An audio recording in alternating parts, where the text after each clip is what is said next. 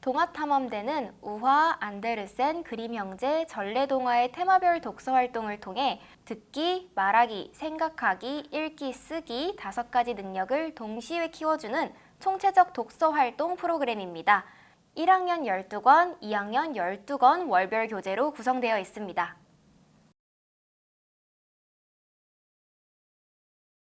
안녕하세요 친구들. 오늘은 영리한 여우와 늙은 사자라는 책을 읽고 이번 시간에 집중적으로 볼 부분에 대해 먼저 한번 알아본 다음에 독후 활동까지 해볼 거예요. 자, 이번 이야기의 제목이 아까 영리한 여우와 늙은 사자라고 했는데 여러분들 이 제목 보니까 어떤 내용일 것 같나요? 선생님이 3초 줄 테니까 다 같이 한번 상상해 볼게요. 상상을 마쳤나요? 자, 그러면 이야기 속으로 들어가서 여러분들이 상상한 내용이 맞는지 한번 확인해 보도록 하겠습니다. 이북도 준비될 예정이니 필요에 따라 활용해 주시면 됩니다.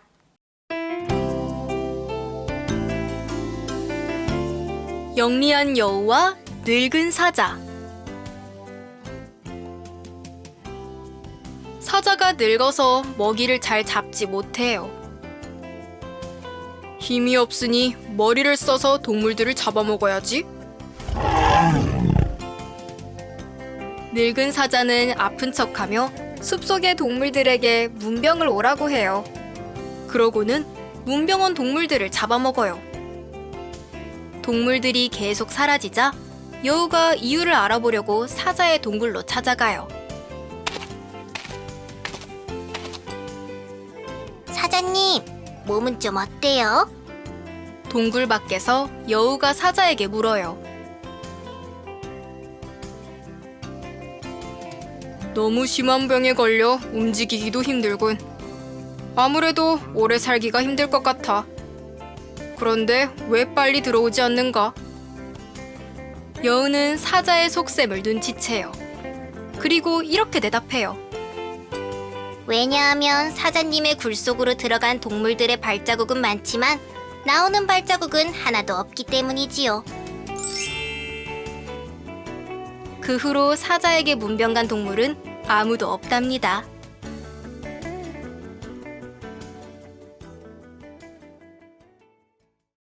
자, 이야기를 들어보니까 여러분들이 상상한 내용과 비슷했나요? 조금 달랐다는 친구들도 있고 비슷했다는 친구들도 있는 것 같은데 내용을 다 봤으면 우리 이제 교재 4쪽으로 가서 오늘 집중적으로 읽어볼 부분에 대해서 한 번 더 읽어볼게요. 다들 잘 읽어봤나요? 그러면 이제 친구들이 잘 이해했는지 문제를 한번 풀어보도록 할게요. 여러분들 교재 4쪽 아래를 보면 여러분들이 오늘 읽어야 될 내용을 잘 이해했는지 확인할 수 있는 문제가 3개가 있어요. 선생님이 잠깐 시간 줄 테니까 여러분들이 각자 잘 생각해서 스스로 먼저 해결을 해보도록 할게요. 선생님께서는 순회 지도를 하다가 어려워하는 학생이 있으면 직접 지도해 주세요. 문제의 답을 이야기의 어느 부분에서 찾을 수 있는지 밑줄을 그어서 알려준 다음에 문제의 답은 학생이 직접 찾도록 도와주시는 것이 좋습니다. 다 했나요? 그럼 다 같이 확인해 보도록 하겠습니다. 자, 첫 번째. 늙어서 먹이를 잘 잡지 못하는 동물은 누구였나요? 네, 맞아요. 사자가 이제 늙어서 먹이를 잘 잡지 못했었습니다. 자, 이 늙은 사자는 힘이 센 척 했나요? 아니었죠. 오히려 아픈 척 하면서 동물들에게 문병을 오라고 했어요. 네, 3번. 그래서 늙은 사자는 아픈 척을 하며 숲속 동물들에게 문병을 오라고 했나요? 라는 질문에는 우리가 예라고 하면 될 것 같네요. 여러분들 다들 잘 풀었나요? 다들 너무 잘했습니다. 이제 5쪽을 한번 볼게요. 친구들, 보기에는 3개의 어휘, 동물, 힘, 먹이가 있어요. 문장을 잘 보고 빈칸에 들어갈 알맞은 어휘를 고르면 됩니다. 근데 선생님이 힌트를 하나 주자면 여러분들 빈칸을 채우기 전에는 빈칸 앞, 뒤를 잘 살펴보면 빈칸에 어떤 단어가 들어가면 좋을지 여러분들이 추측할 수 있을 거예요. 빈칸의 앞, 뒤를 잘 살펴보면서 어떤 단어가 들어가면 좋을지 한번 적어봅시다. 다 채워 넣었나요? 그럼 같이 확인해 볼게요. 먼저 첫 번째 문장, 숲속에는 여러 빈칸이 살아요. 숲속에 무엇이 산다고 해야 자연스러울까요? 숲속에 여러 힘이 살아요 하면 자연스러울까요? 숲속에 여러 먹이가 산다고 하면 자연스러울까요? 아니죠. 숲속에 여러 동물이 살아요 하면 자연스러운 문장이 되겠어요. 두 번째 문장도 이어서 볼게요. 운동을 많이 한 호랑이는 이것이 세요. 운동을 많이 한 호랑이는 뭐가 셀까요? 그렇죠. 힘이 세겠죠. 그래서 두 번째 빈칸에는 힘이라는 어휘가 들어가면 되겠어요. 세 번째 문장 볼게요. 어린 여우는 이것을 잡지 못해서 배가 고파요. 여우가 무엇을 못 잡길래 배가 고플까요? 그렇죠. 어린 여우는 먹이를 잘 잡지 못해서 배가 고파요 라고 하면 자연스러운 문장이 되겠습니다. 우리 이제 5쪽 아래를 볼 건데 5쪽 아래를 보면 여러분이 읽은 부분이 순서대로 배열되어 있지 않고 뒤죽박죽 섞여 있어요. 여러분들이 문장을 잘 읽고 우리가 읽은 부분에서 일이 일어난 순서대로 다시 한번 문장을 배열을 해볼게요. 혹시 잘 모르겠다면 여러분들이 4쪽에 읽었던 내용을 다시 한번 읽어보면서 참고해도 괜찮습니다. 자, 시간 잠깐 줄 테니까 각자 한번 해볼게요. 문제 해결을 어려워하는 학생의 경우 문제 속 문장과 비슷한 문장들을 본문에서 찾을 수 있도록 도와주시면 됩니다. 다 해봤나요? 그럼 선생님이랑 같이 해보겠습니다. 가장 먼저 어떤 일이 있었죠? 네, 사자가 나이가 들었어요. 나이가 들어서 어떻게 했나요? 맞아요. 머리를 써서 동물들을 잡아먹기로 했어요. 그래서요? 저 늙은 사자가 아픈 척을 하기 시작했어요. 그 다음에는요? 숲속의 동물들에게 문병을 오라고 했었죠? 네, 모두들 참 잘했습니다. 이제 6쪽을 볼게요. 여러분들 네모칸을 보면 문장들이 적혀 있죠? 이 문장들 속에는 우리 눈에 보이는 대상의 이름 혹은 우리 눈에 보이지 않는 대상의 이름들이 적혀 있습니다. 선생님이 시간을 잠깐 줄 테니까 이 이름들을 찾아서 동그라미 표시를 해볼 거예요. 혹시 어려운 친구들을 위해 선생님이 힌트를 잠깐 주자면 첫 번째 문장, 첫 번째 단어를 보면 사자라는 단어가 있죠? 이 사자도 눈에 보이는 대상, 즉 동물의 이름에 해당하기 때문에 사자의 단어에도 동그라미 표시해주면 됩니다. 자, 이런 단어들이 몇 개가 더 있을 텐데 여러분들이 잘 찾아서 동그라미 한번 해볼게요. 다 찾았나요? 어떤 단어들을 찾았나요? 그렇죠. 머리, 사자, 먹이 이렇게 세 가지 종류의 단어들을 찾을 수 있겠어요.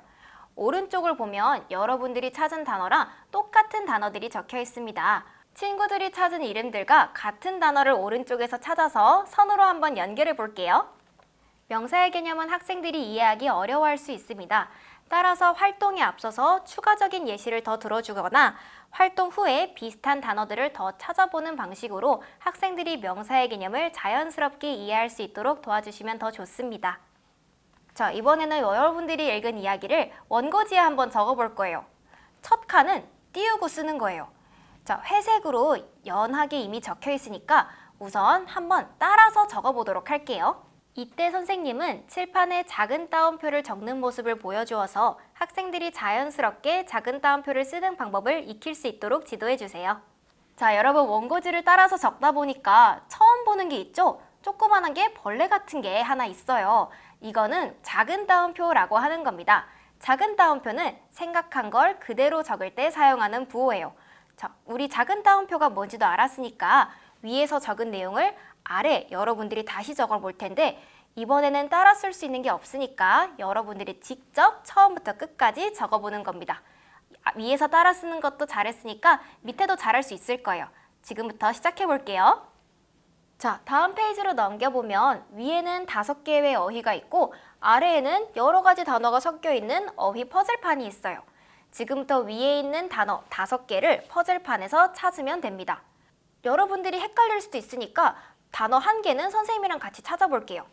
여러분들 어휘 퍼즐판 왼쪽 위를 보면 여우라는 단어가 세로로 적혀 있는 거 보이나요? 다들 찾았나요? 자, 나머지 4개의 단어도 찾으면 되는데 나머지 4개의 단어들은 여우처럼 세로로 있을 수도 있고요. 혹은 가로로 적혀 있을 수도 있습니다. 두 눈 부릅뜨고 한번 다 같이 찾아보겠습니다. 어려워하는 학생의 경우 짝꿍과 함께 찾도록 해주셔도 괜찮습니다. 친구들 이번 이야기 재밌었나요? 이번 이야기 속에는 여러 가지 장면이 등장하는데요. 여러분들은 혹시 어떤 장면이 가장 재밌었나요? 여러분들의 기억 속에 가장 잘 남은 장면을 딱 하나를 골라서 교재 9쪽에다가 그림으로 한번 그려주세요. 다 그린 친구들은 그리는 곳 아래를 보면은 내가 재밌었던 부분은 무엇입니다 라고 빈칸을 채우는 부분이 있어요. 거기에 여러분들이 그린 부분을 글로도 설명을 남겨주면 됩니다. 자, 그러면 시간 줄 테니까 지금부터 시작해 볼게요. 다들 다 했나요? 보니까 다들 다양한 장면을 그렸어요. 같은 이야기를 읽고도 이렇게 재밌다고 생각하는 부분이 다 다르네요. 자, 그럼 오늘 수업했던 부분을 다시 한번 읽어보고 오늘 수업 마무리하도록 하겠습니다. 발표를 하기 전 선생님이 먼저 예시로 발표를 해서 학생들이 발표의 형식을 자연스럽게 습득할 수 있도록 하는 것도 좋습니다. 단 학생들이 모방을 할 수 있으니 반드시 활동을 모두 마친 후에 예시를 보여주세요. 발표를 마친 후에는 모두가 재밌게 느끼는 부분이 다를 수 있음을 다시 한 번 더 강조해 주시면 좋습니다. 자, 친구들, 우리 바로 전 시간에 했던 내용 다들 기억하나요? 우리가 어떤 내용까지 읽었었죠? 네, 그죠. 늙고 병든 사자가 더 이상 먹이를 구하기 어려워지자 아픈 척을 해서 동물들을 문병 오게 하고 그 동물들을 잡아먹을 계획을 세우는 그런 내용까지 봤습니다. 자, 그럼 이어서 오늘 볼 내용 다 같이 한번 읽어볼게요. 다 읽었나요? 여러분들이 잘 읽었는지 확인해 볼 수 있는 문제 3가지가 있습니다. 자, 선생님이랑 같이 한번 풀어보도록 할게요. 자, 먼저 첫 번째, 사자는 문병 올 동물들을 보살펴 주었나요? 아니었죠. 오히려 잡아먹으려고 했어요. 선생님께서는 순회 지도를 하다가 어려워하는 학생이 있으면 직접 도와주셔도 괜찮습니다.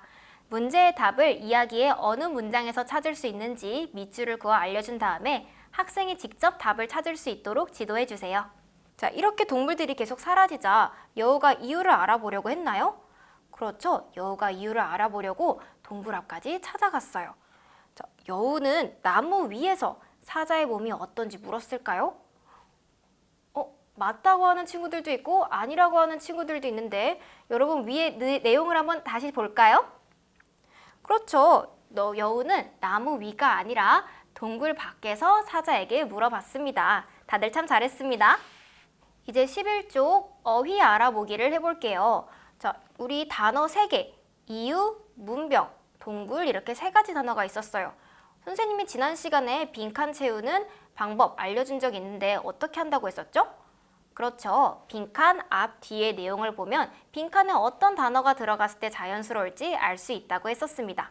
선생님이 알려준 팁 잘 기억하면서 빈칸 한번 채워볼게요. 다들 잘 채웠나요? 그럼 선생님이랑 같이 확인해 보겠습니다. 자, 먼저 첫 번째. 상한 음식을 먹으면 배가 아픈 이것은 무엇일까요? 그렇죠. 빈칸에 이유가 들어가면 자연스러운 문장이 되겠죠? 두 번째 한번 볼게요.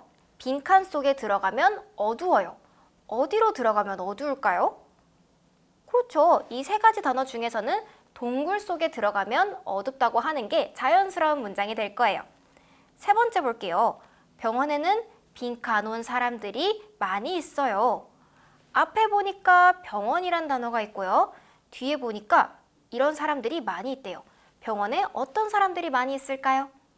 그렇죠. 이 3개의 단어 중에서는 병원에는 문병 온 사람들이 많이 있다고 하는 게 자연스러운 문장이 되겠네요. 다들 참 잘했습니다.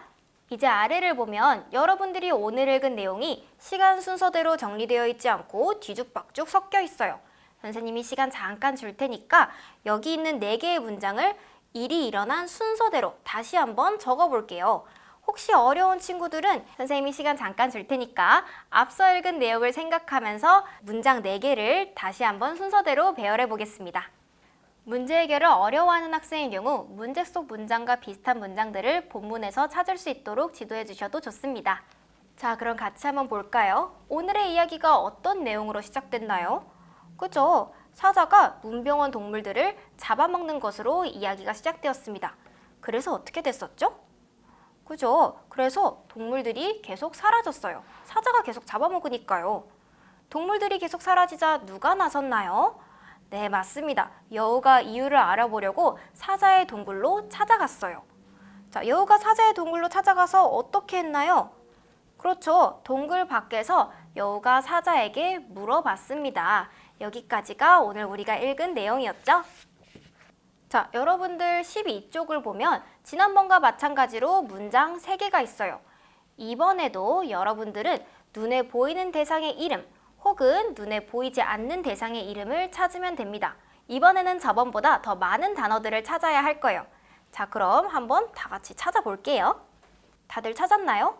어떤 단어들을 찾았나요? 여러분들 보니까 사자, 여우, 동물, 동굴 요 4개의 단어들을 많이 찾은 것 같아요. 그런데 사실 여러분들이 찾아야 했던 단어들에는 문병 그리고 이유라는 단어도 있습니다. 아니 선생님, 이름을 찾으라면서 문병이랑 이유가 무슨 이름이에요? 여러분들이 이렇게 생각할 수도 있는데 선생님이 분명 말했었죠? 눈에 보이는 대상의 이름도 있지만 눈에 보이지 않는 대상의 이름까지 찾아야 한다고 말이에요.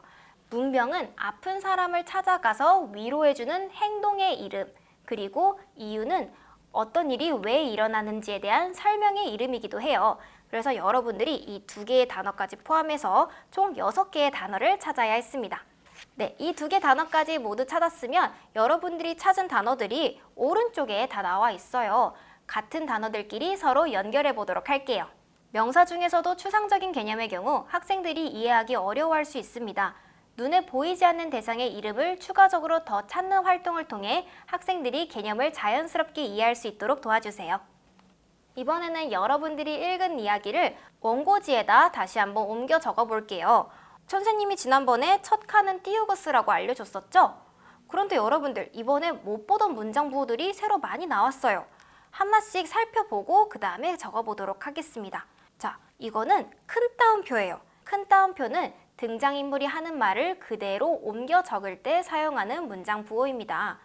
그거 말고도 사자님 옆에 쉼을 나타낼 때 사용하는 쉼표, 그리고 물음이나 의문을 표현할 때 사용하는 물음표, 그리고 지난번에도 나왔지만 문장이 끝났다는 것을 알려주는 마침표까지 있네요. 이런 문장 부호를 적은 다음에는 한 칸 띄우고 다음 문장을 적습니다. 그런데 맨 끝에 보면 물음표와 큰 따옴표가 같이 있죠? 기본적으로 문장 부호는 한 칸에 하나씩만 쓰이지만 따옴표 같은 경우에는 문장 끝에서는 이렇게 다른 부호랑 같이 사용되기도 합니다. 자, 그럼 이제 회색 글씨를 따라서 한번 적어볼게요. 각각의 문장 부호를 설명할 때 칠판에 적어주어 학생들이 쓰는 방법을 자연스럽게 익힐 수 있도록 해주세요. 따옴표의 경우 시작할 때와 끝날 때가 모양이 다르다는 점을 한 번 더 짚어주셔도 좋습니다. 14쪽을 보면 이번에는 4개의 단어가 나와 있어요. 이유, 문병, 동굴, 계속. 지난번과 마찬가지로 여러분들이 어휘 퍼즐판에서 이 4개의 단어들을 찾으면 됩니다. 가로로 숨어 있을 수도 있고요. 세로로 숨어 있을 수도 있어요. 우리 지난번에 해봤으니까 이번엔 더 잘할 수 있겠죠? 한번 다 같이 단어들을 찾아볼게요. 오늘 읽은 부분에서 여러분들이 가장 인상 깊게 읽었던 장면, 아니면 가장 재미있게 읽었던 장면은 어떤 장면인가요? 교재 15쪽에 여러분들의 가장 재밌었던 장면을 그림으로 표현해 주세요. 그리고 다 그린 친구들은 그 아래에 문장으로도 장면을 설명해 주면 좋겠습니다. 혹시 나는 다른 친구들보다 엄청 일찍 끝났어요 하는 친구들은 이 그림에다가 색칠까지 해주면 더 생동감 넘치게 장면을 표현할 수 있겠죠? 자, 그럼 다 같이 그림으로 장면을 표현해 볼게요. 모두들 맞췄나요? 그럼 한 면씩 나와서 발표해 보도록 하겠습니다. 자, 여러분, 이제 우리가 영리한 여우와 늙은 사자 이야기를 모두 마쳤어요. 여러분들 다들 너무 수고했습니다. 우리가 지금까지 읽은 이야기에 대해 마인드맵을 한번 그려보려고 합니다. 28쪽의 마인드맵을 보면 가운데 사자라고 적혀 있네요. 나머지 칸에는 이 이야기 속에서 찾을 수 있는 사자와 관련된 단어들을 여러분들이 찾아서 하나씩 채워 넣으면 됩니다. 책에는 예시로 먹이 그리고 문병이 적혀 있네요. 잘 생각해보고 어떤 단어들이 사자와 연관되어 있을지 한번 찾아보도록 합시다. 혹시 잘 생각이 안 난다면 우리가 앞서 공부한 내용들을 슬쩍 다시 보고 참고해봐도 괜찮아요. 다 했나요? 여러분들은 어떤 단어를 적었나요? 동물을 적은 친구들도 있고요. 사자에게 재치 있게 한 방 먹인 여우라고 적은 친구들도 있네요. 여우가 사자의 속셈을 눈치챌 수 있게 줬던 발자국을 적은 친구들도 있어요. 사자가 살고 있던 숲속, 그리고 동물도 사자와 관련돼 있는 단어라고 할 수 있겠네요. 와, 다들 너무 잘했어요. 선생님은 칠판에 커다란 마인드맵을 그려서 학생들이 발표한 내용을 모두 적어주세요. 포스트잇이나 허니콤 보드를 활용해서 학생들이 직접 칠판에 붙이게 해도 좋습니다.